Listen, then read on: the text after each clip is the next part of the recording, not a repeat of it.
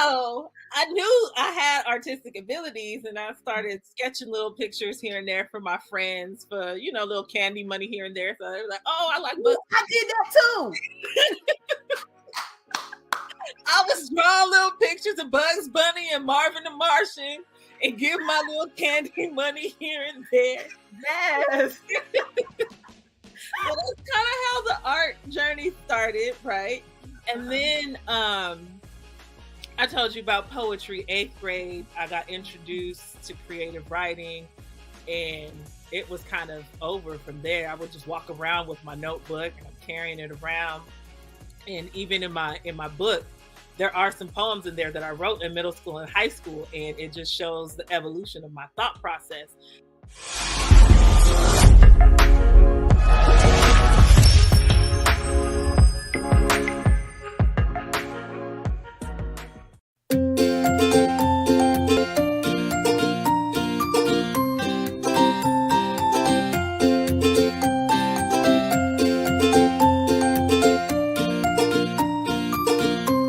Hey man, your dog is super trained but mine never listens to me. That's because I just signed up for a dog training course in the community app.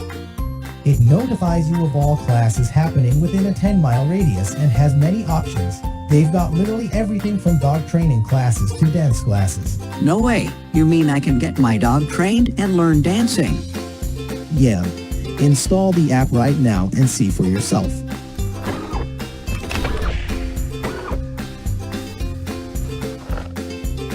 Alula Life Greens actually started for me when I was 23 years old. I went out and bought a $400 industrial juicer, and I started juicing every single week.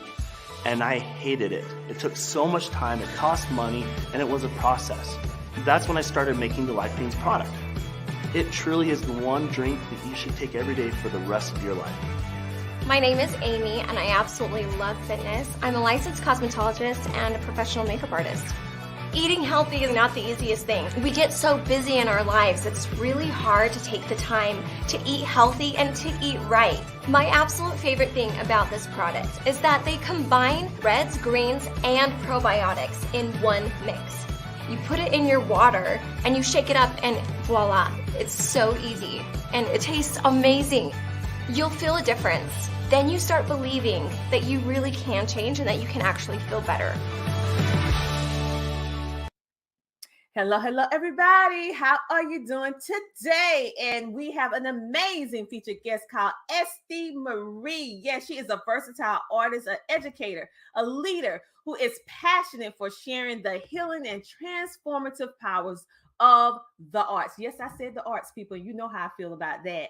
With others, and has a driving force to throughout her entire life. And the name Star is very unique because it suits her very perfectly because she shines brightly in various creative pursuits. She has published a poetry collection called These Dry Bones, which recounts her journey of overcoming childhood trauma, and has also hosted a spoken word TV show called Speak, which has broadcast on Time Warner Cable Faith on Demand channel. After she spent 10 years in the classroom, Estee now collaborates with individuals, groups, and organizations to help them tap into their authenticity and unleash their full potential through the arts. She firmly believes that the arts has the power to save lives, and she is dedicated to spreading this message far and wide. So through her work, she will see this exemplified in everything that she do, empowering others by using the arts. So without further ado, we're going to bring to the stage the amazing Estee Marie. Welcome to the show. Hi. Thank you for having me. No problem. I absolutely love the arts. The arts is very important in my family because it's a way that we have that self-expression. It's also have been a way for me to work through emotions productively. So to see someone and be able to speak with someone like yourself that really understands the true power of what the arts does. And the sad thing is a lot of schools is taking the arts out. So I'm not even going to go there because we're too early in this interview for me to go there right now. But first, what I just want to say is when we think about the arts, because I feel some type of way already about how that's one of the first things that get cut in the budget when school's looking for more funds. So let's just talk about, why does the art education really matter? Arts education matters so much because the arts as a whole helps students tap into critical thinking skills. It helps them tap into collaboration, like all these quote unquote 21st century skills that the schools are saying that they want to prepare students for. The arts is the very thing that does that, but that's the first thing that they want to cut. That is absolutely true, because the arts actually builds community. It teaches you how, as children, drama, it teaches you how to do problem solving right on hand. It teaches you how to work with your hands, how to work with people, how to understand cues, emotions. Even if you don't have a clear understanding of emotions, sometimes Right. you're acting out the emotions. So if you have a part that you have to be sad, you're going to get taught the expressions to be able to learn those cues. I can't tell you how much the arts helped me. Like, like it's a no-brainer that there needs to be arts in education, because a lot of times children, they don't necessarily have words. They don't know how to say what's going on with them. And that's exactly how it was for me. I didn't have the words to articulate what was going on internally with me, but I was introduced to creative writing. I was introduced to this thing called a metaphor. And I was like, oh, you know what? I could say something without actually saying what I'm saying. And then it opened up a whole new world for me. And I was able to start to get out those things that were bottled up on the inside of me. And that's, a lot of times that's what kids need, because you're not always going to see it. You don't know what's going on through the eyes of those kids that are walking through your door. Like, I showed up, I was a straight A student. I was like high functioning depressed. Like, I would show up every day, varsity sports. If you looked at me, everything looked right. But and that's what depression doesn't look like what you think it's going to look like if you look at what the actor comedian with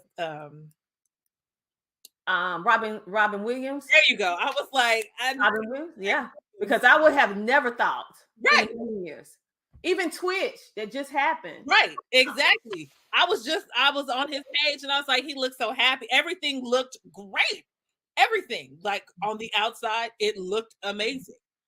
But you never know what's going on. And so giving those kids an outlet to be able to release those things, even if they're not ready to talk about it, because like I wasn't ready to talk about it. If anybody asked me, my answer is always, oh yeah, I'm okay. But I wasn't.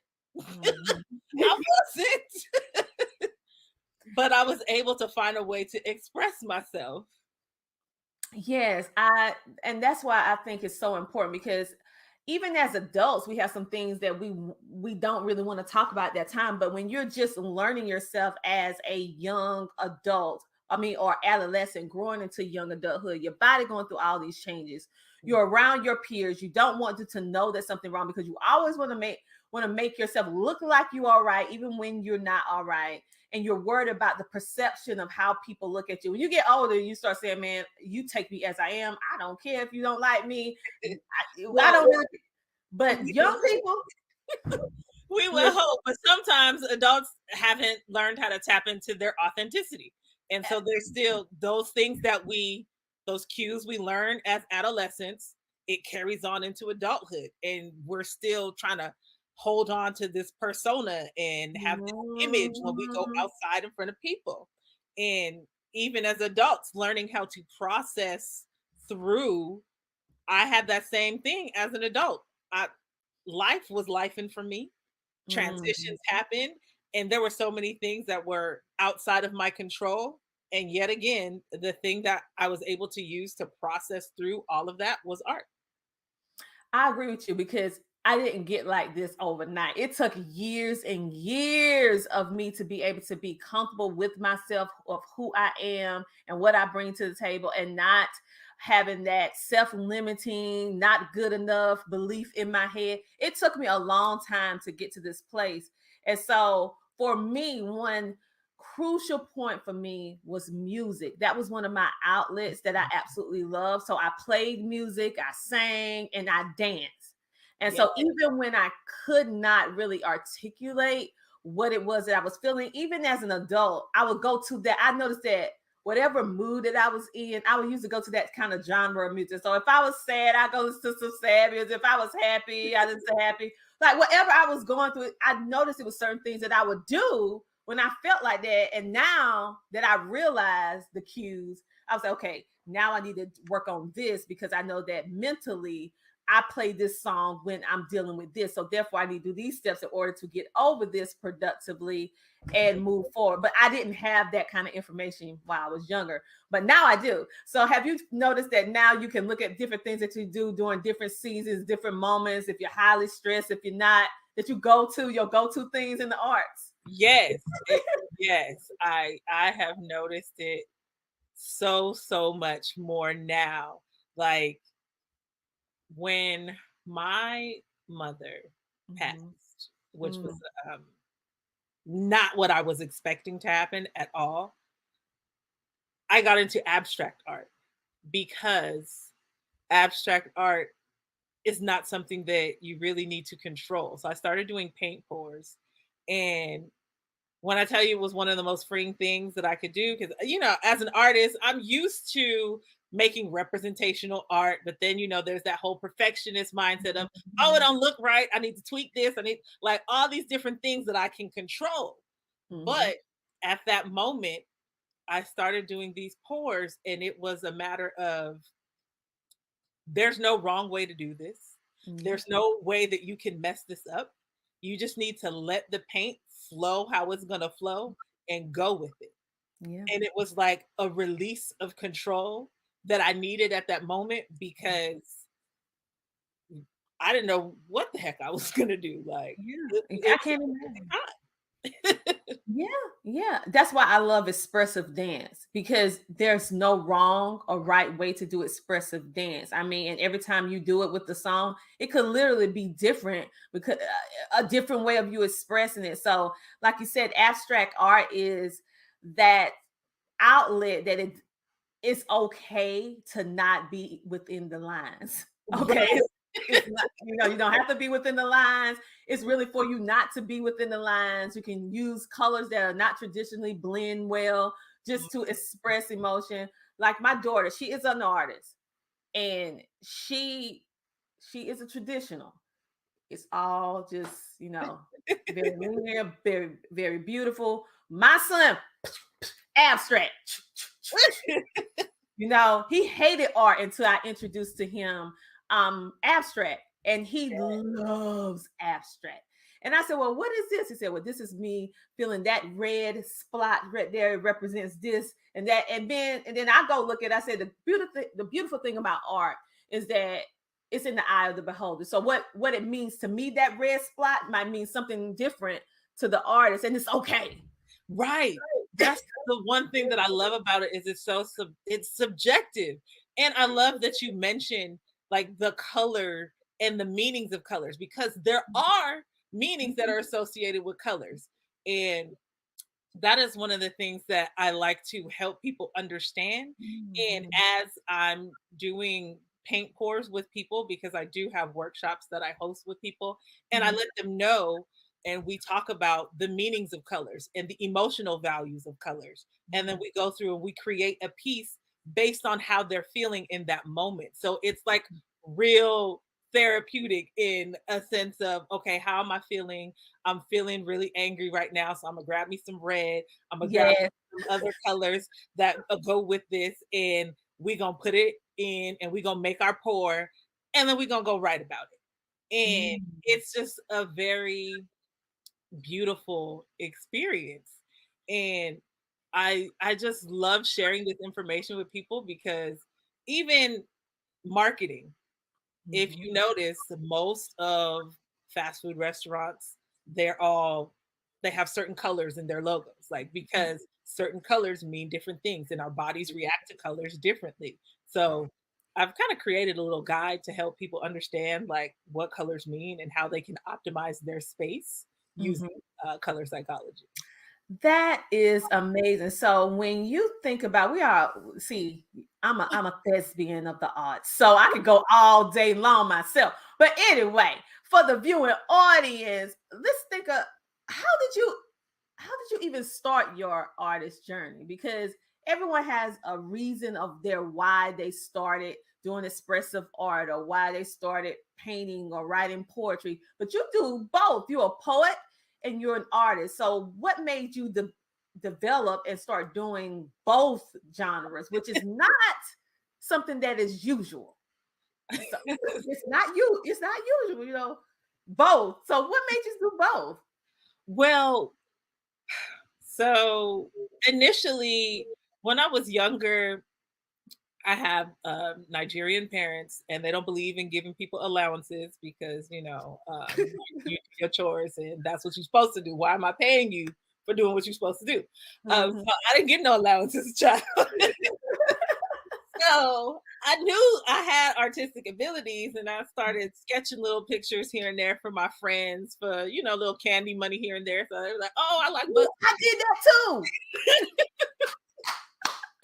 I was drawing little pictures of Bugs Bunny and Marvin the Martian and give my little candy money here and there. Yes.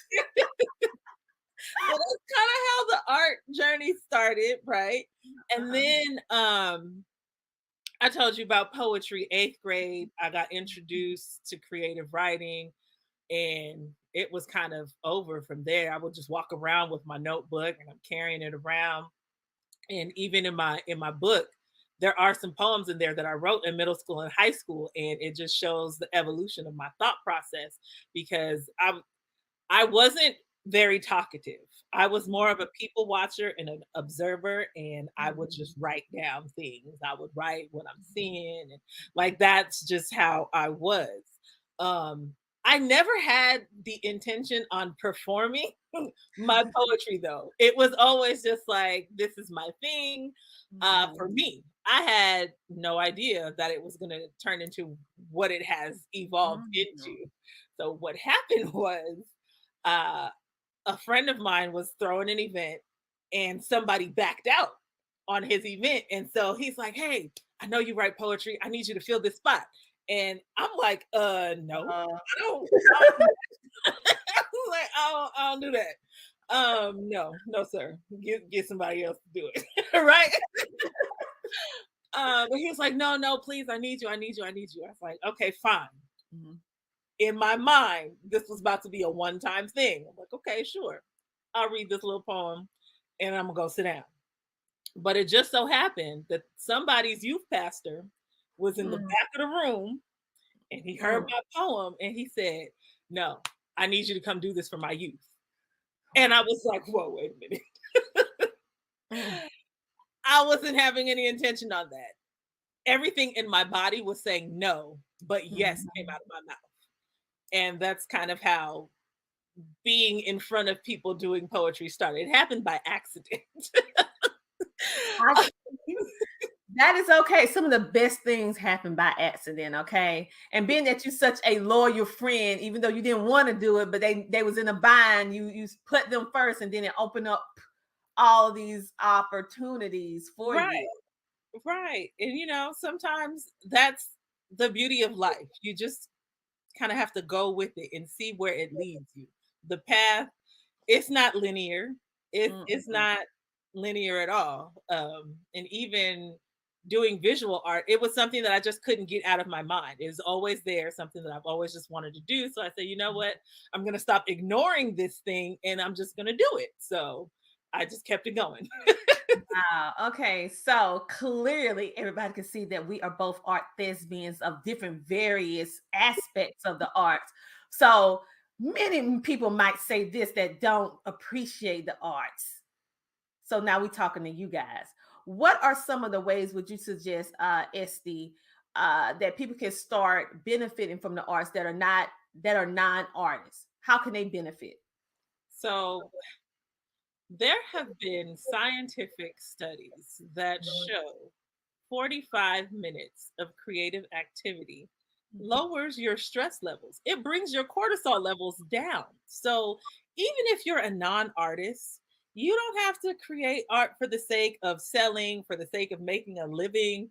But I think, especially if you have a high stress job, you need to Mhm. start creating art for your mental health, for your own physical health, so that you cannot have your cortisol levels super high, because we know high cortisol levels leads to other kind of problems in the body. Mhm. So art is good for your health. How about that? How about that? How about that, non-artists? Non-artists. Okay, let me stop. I already knew a lot of that anyway. But for those of you who say, well, I can't draw, I just can't, I can't. Well, you can color. Right. That's part of art. Like sometimes I just have my little coloring pencils. You know, I had to get a little fancy stuff because I like the little fancy stuff. But you can just get the regular, you know.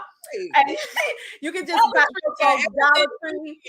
Yeah, go to Dollar Tree and get you some dollar coloring books and just color. You will be surprised how much it de-stresses you just to color. And it does not have to be within the lines. It just makes you feel so good. You'll notice that you're less stressed just Mhm. from coloring. Exactly.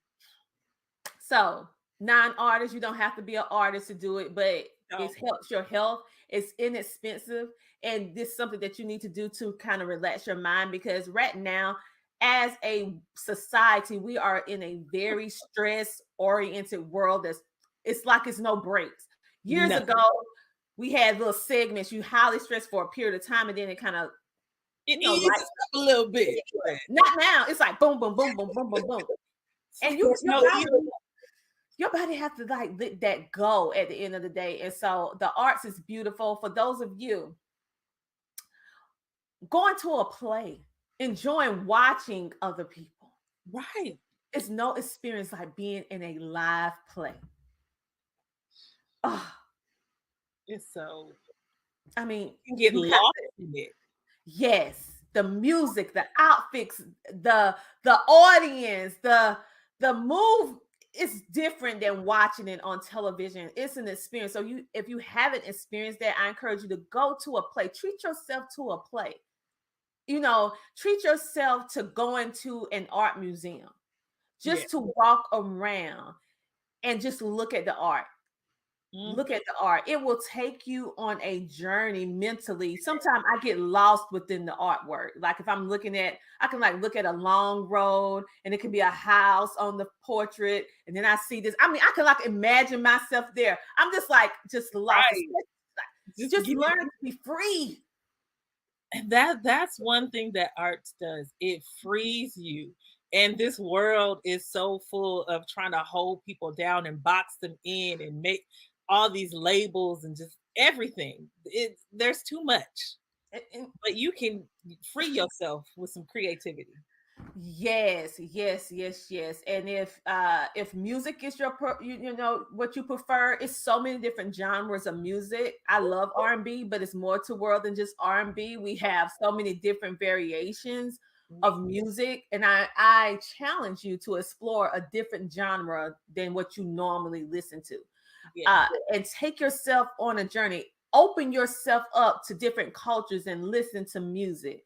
And just get lost in the emotion, the feeling. I love watching older movies for the fact that they have such theatrical sounds and music of ups and downs and flows, and it's not like how today, you know, you have an experience when you go watch an old movie, you're like, oh, I can feel her emotion before she even say a word. Right, because the cinematic sounds that they use, like, don't get me wrong, movies today have the cinematic sounds, but it's something about an old school movie. It's different. It's different. They relied more on those elements to help pull it all together. Yeah, yeah. And it wasn't all that. Digital is good, what we do with all this stuff, but it was something about them being authentically in the moment. And most of the things back then they had to physically do. It wasn't no computer generated things that made it look like they did it. It was like they're physically doing it, or a person is personally doing the movement. They're flipping. So you felt it a little bit differently. And then just It's so much. I could just go so in depth about this because it's even people that make the sounds of the walking. You think we can really hear them walking? No, it's somebody in the back making the steps. Like it's detailed and it's just so robust. Oh my God, we can get lost in this conversation. My college days, you know, I studied film, so you taking me back. You taking me back. Yes, it's just so like, but once you understand how these different things work, you have a new appreciation for what it really takes to put together a music video, film, even a silent film, what it all takes for them to be able to do what they do and be able to create this whole experience. I encourage you guys to look into the arts because it will keep you on your toes. Yes. And I love that you brought up all these other aspects because when people say art, the first thing they think of is like drawing pictures, and there's so much more to the arts than that. There is multimedia arts, there is dance, there is theater, drama, like all of these things. Film, it's an art form. Like there is an art to it, and you like all of it encompasses art. It's more than just drawing pictures or painting pictures. Like there's so much more to art than that. I told you, girl, I'm a thespian. Like, listen, I love the arts. I just, and it hurt me so bad when I see that they pull this out because it is therapy before children even get, if they may not never experience going to a therapist, even though I feel like all of us, adults and children, need to be able to have some place to speak. But that was my outlet of self-expression. I cannot tell you how many times when I played my instrument, if I was feeling sad, how it helped me work through emotions and how it helped me be able to express myself better, how it had me be able to look at things in different lenses when I was playing a sad song versus a happy song. And I had to make this audience believe that I was sad by just playing an instrument. How can I make them feel sad? And then I had to like work on it. And then after a while, you win first place in a national competition and you know they got it. So it's just like, right. Oh, girl, I love the arts now. Don't get me started. I'll be done. Listen, I understand. And that's exactly why I'm on this mission that I'm on now. And my goal is to help as many educators as I can infuse arts into their curriculum so that these kids have the opportunity, because it doesn't take a whole lot to give them that space. So that's my goal right now, is to show as many of these educators as I can how to bring arts into the classroom and make it fun for these kids, because we all know after COVID, I don't know, these kids in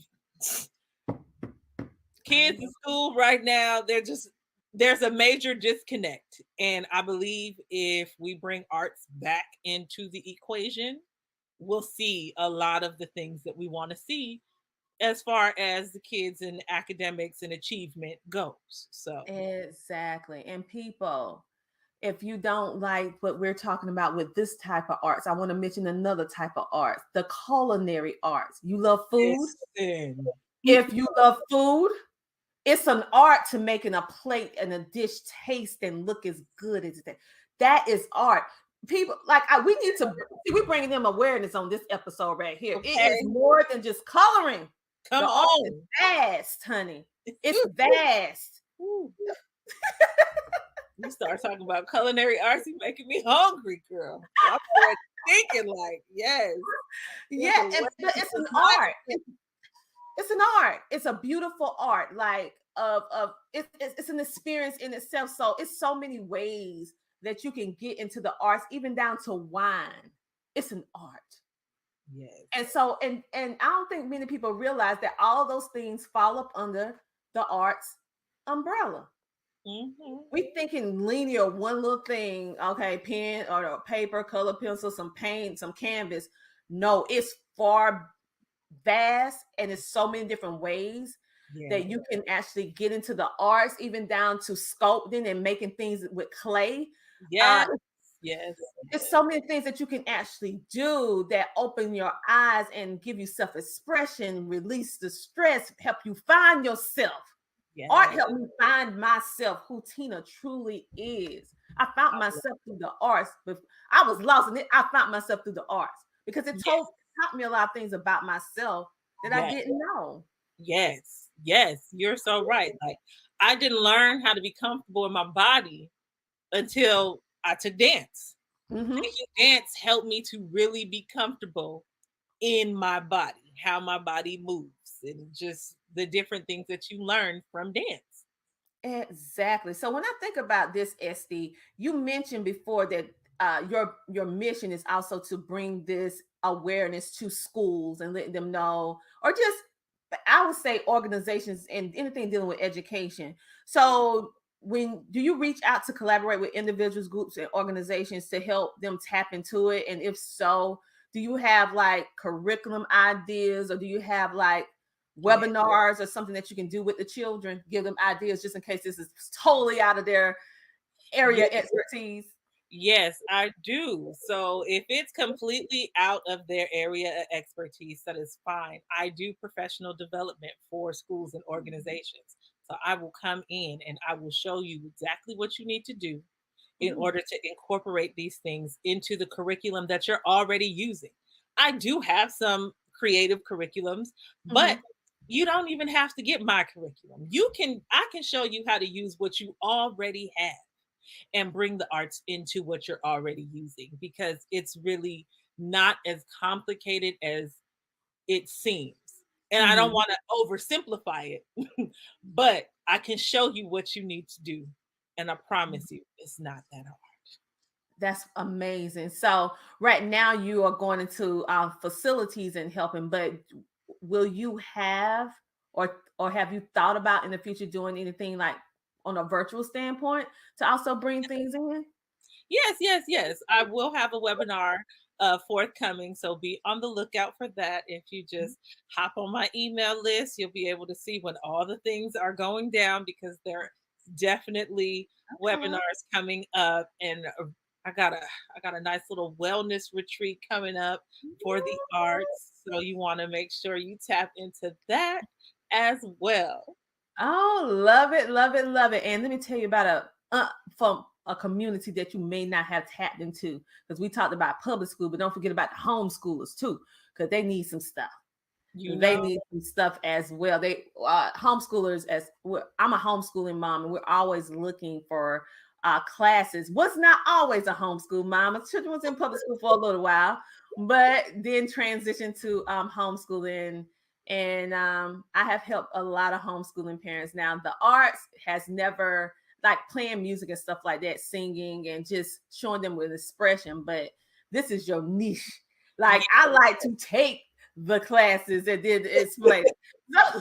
Oh yes, I facilitate the class. Yeah, you facilitate. I like to.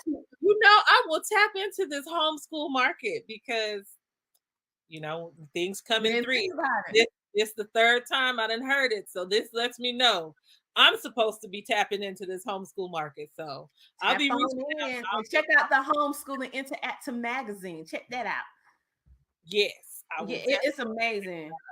Homeschooling could really use that, and we purchase classes and stuff like that, whether in person or virtually.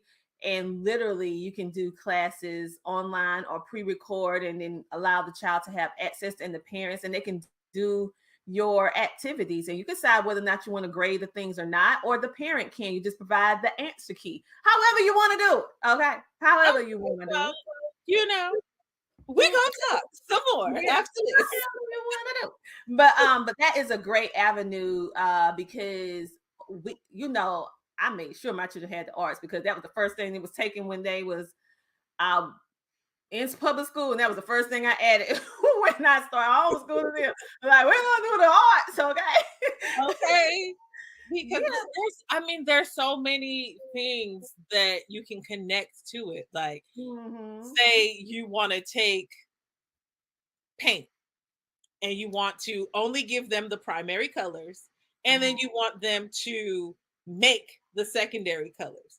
So you want to bring math into it. What's the ratio of red to blue in order to make purple? How much red do you need to make the purple? Like, now you're bringing math, and you're bringing ratios and all of that into exactly. And you made it fun. They don't even realize they realize, but they're not thinking about this is work. This is fun, hands-on activity. So I absolutely love it.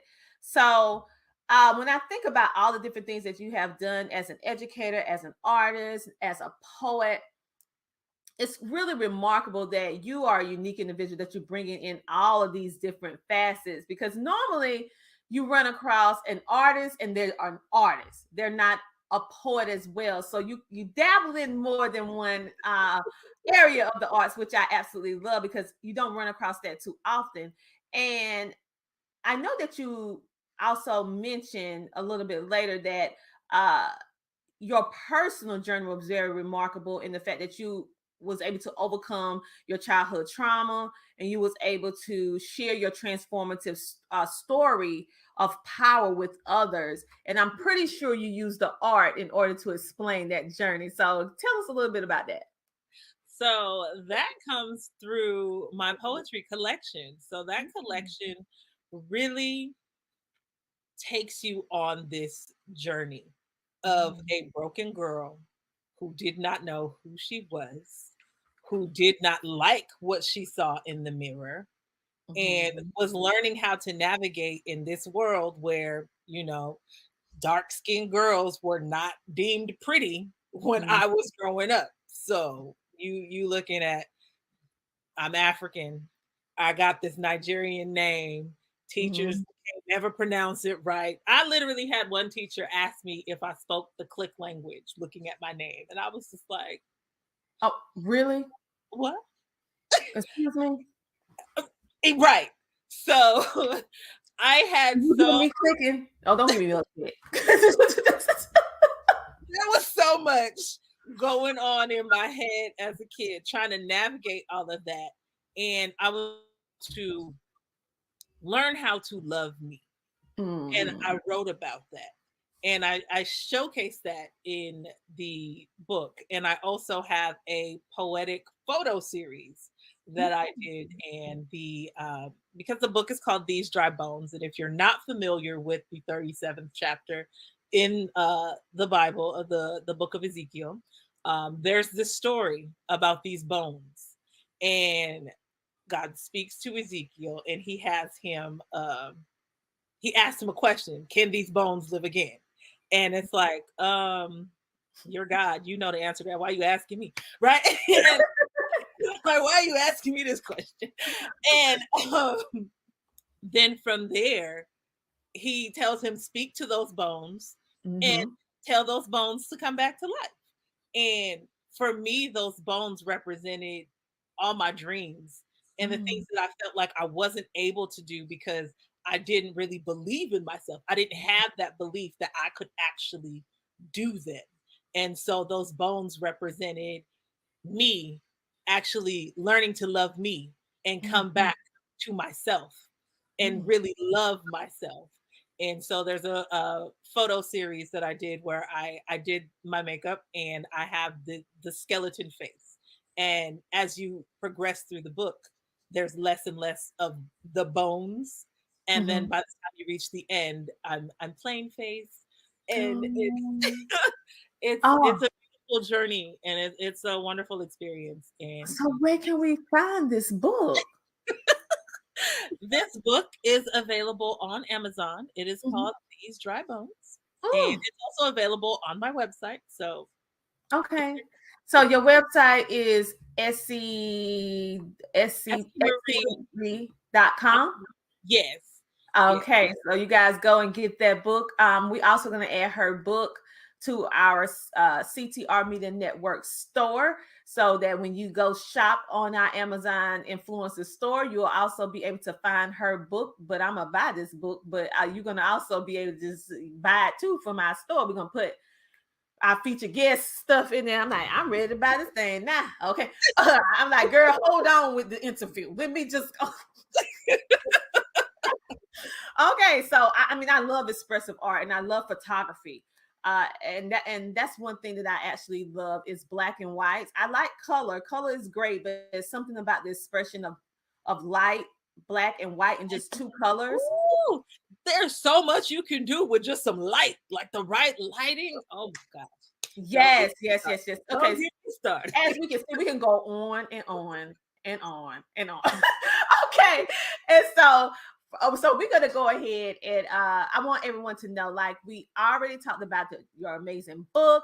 We already talked about all the different facets of why you do what you do as an artist, as a poet, as an individual that want to spread awareness of the importance of the arts, whether you are an artist or whether you are a non-artist, the beneficial health benefits of becoming an artist, as well as you also offer to schools and organizations, and now homeschool is coming in the future, your amazing webinars, workshops, and you do that professional development training to help them.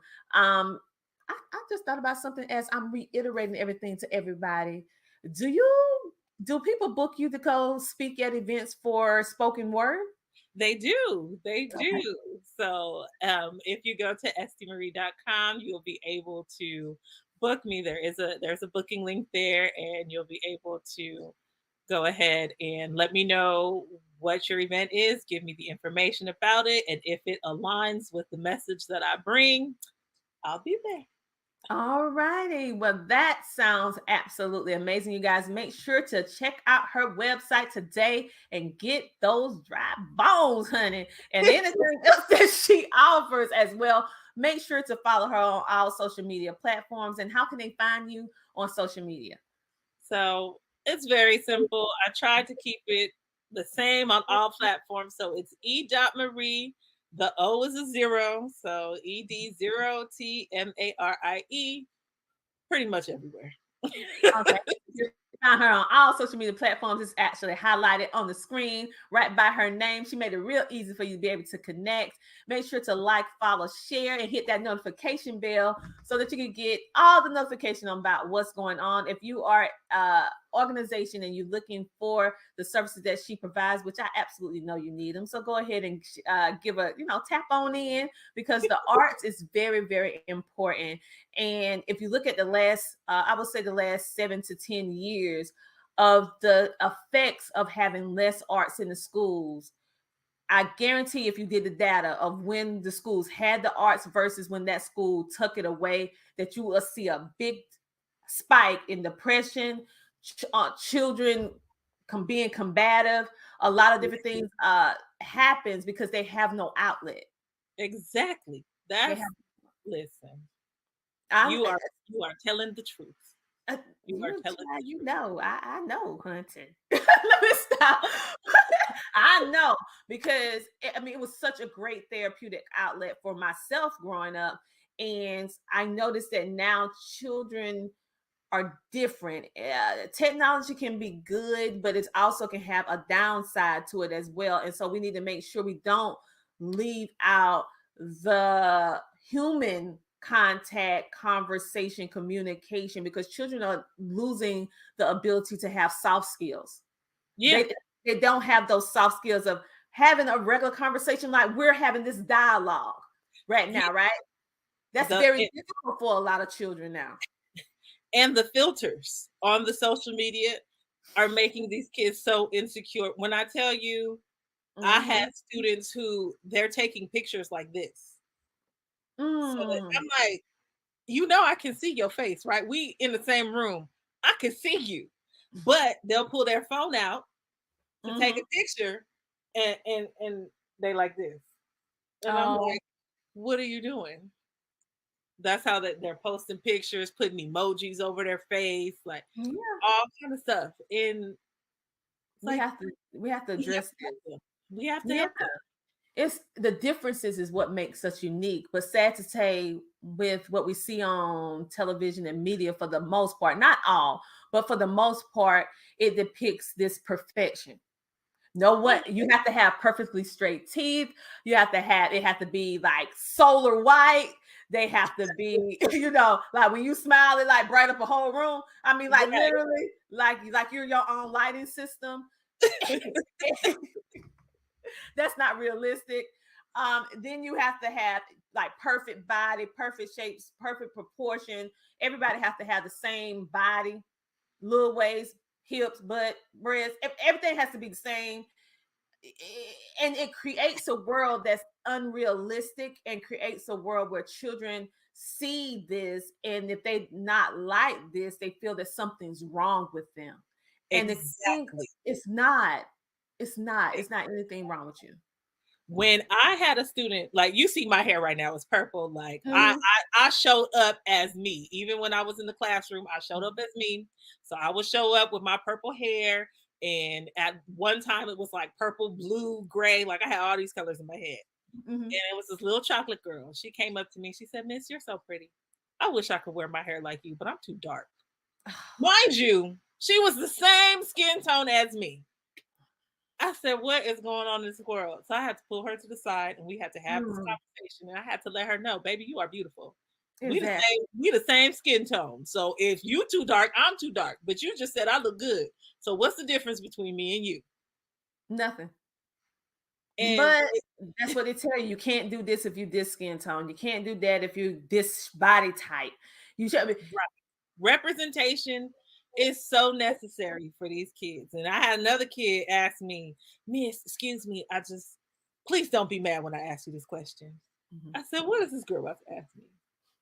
She asked me if my booty was real. Because there's so many people out here.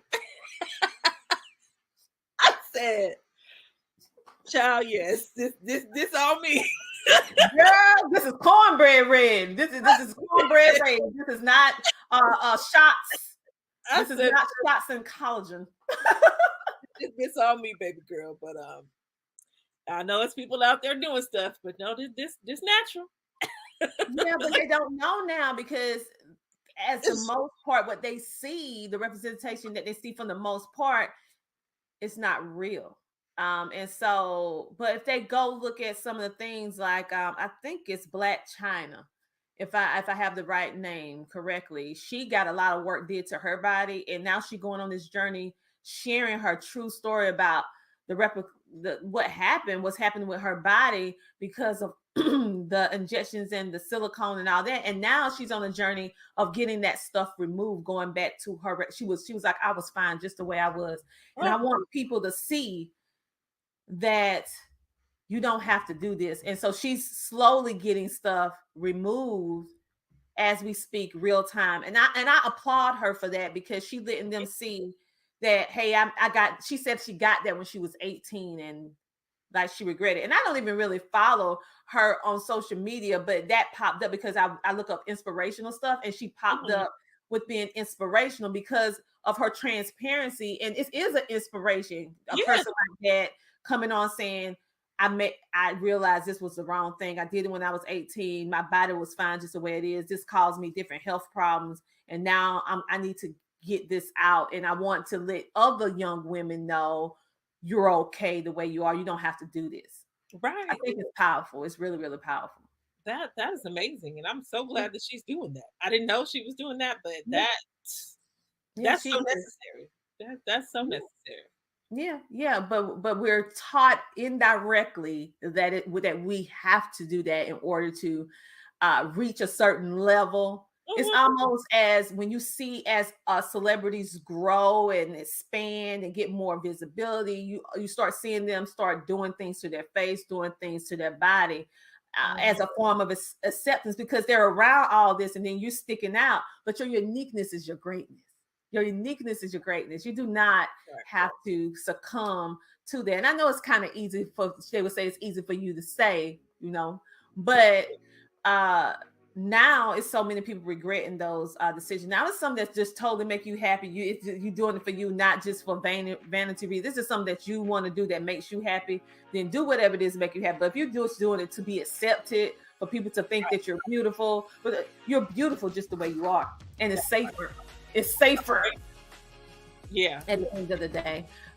So Estee, I want to thank you so much for being a featured guest on our show today, sharing with us and empowering us in the regards to the arts, and also coming on the show so I could share a little bit about my love for the arts. I think this is like the first time I'm able to get really deep into the arts. Okay, people probably didn't even know how much I love the arts. Okay, I really love it.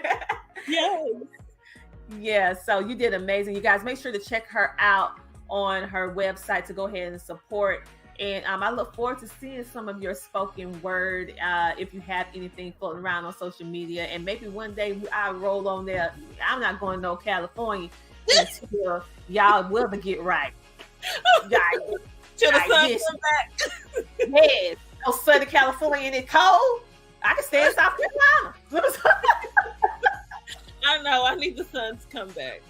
I'm not liking this. This is not why I said I was going to stay in California. I know. And so, but this has been such a great time speaking with you. You're welcome back anytime. Thank you so much.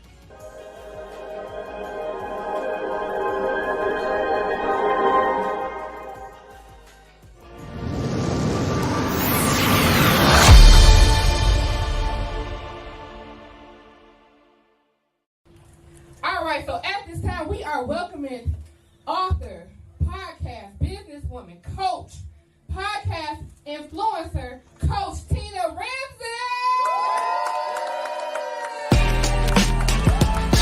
What up, family? CTR Media Network. Yeah.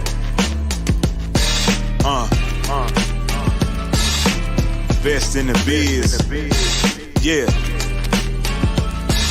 Join the team. CTR is who we are, the media network, that's the best by far. Whether you listen at your home, at your job, in your car, come get the information that's needed above par. Neverlasting, motivational podcasting, giving you the answers to the questions that you're asking. Serious talks and topics, how to come up and profit, how to better yourself, your health is here, we got it. Reaching 350 million, they tuning in. We in 50 different countries, we all can. And like-minded, find your purpose and your assignment. Come get your fix, your feel, your mental alignment. Get active and speak to the masses. Build your influence all levels and all classes. Now you know you can monetize and grow. CTR Media Network, start the show. CTR Media Network. CTR Media Network. CTR Media Network. CTR Media Network. CTR is who we are, the media network, that's the best by far, you know. CTR Media Network. CTR Media Network.